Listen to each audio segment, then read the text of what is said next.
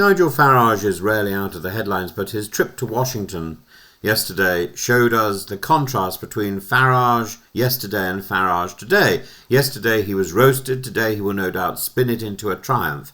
The man knows how to work a camera, but the hearing in the US Congress was not his stage. Jamie Raskin, the senior Democrat, called him to his face a Putin-loving free speech imposter and Trump sycophant. Raskin accused him of only supporting the speech he agreed with and reminded British voters to think twice before trusting Farage with power. That is not polite political banter. It was a public shaming, a public takedown, and Farage did not read the room. He sat there, sneered and claimed he didn't care. "Oh, I don't care, I'm not shallow."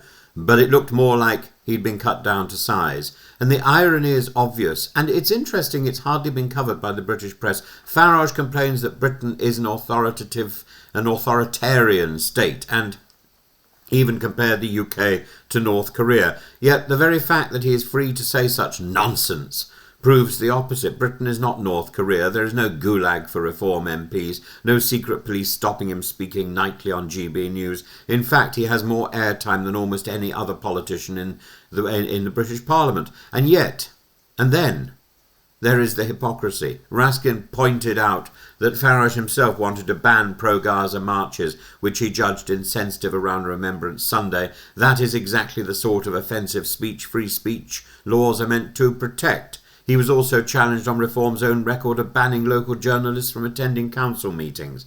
Hardly the actions of a man devoted to liberty. So, why the easy ride in much of the British press? Perhaps because Farage, for all his faults, makes good copy. He turns hearings into theatre and provides headlines, however ludicrous.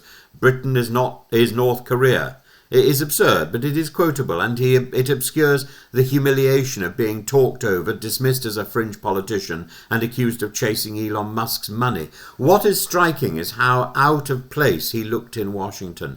Democrats tore into him, Republicans listened politely, but even they were cautious. Farage is not a great statesman abroad. He is a sideshow, a Trump-adjacent curiosity. Yesterday's Farage was not in control, not commanding the floor. He was being used as a prop in America's culture war, and yet today he will post a photograph of himself with Trump in the Oval Office. He will tell his conference that he went toe-to-toe with Congress and stood up for Britain. He will brush away the humiliation. The man has survived on spin for 3 decades, and this will be no different. The truth is simpler. Yesterday Farage was shamed and diminished. Today he will pretend otherwise, and no doubt the comments section below this will be flooded with Farage supporters. That is the pattern, yet the British public should notice the gap between the performance and the reality. He was not taken seriously in Washington, and that should make us think twice before we take him seriously at home.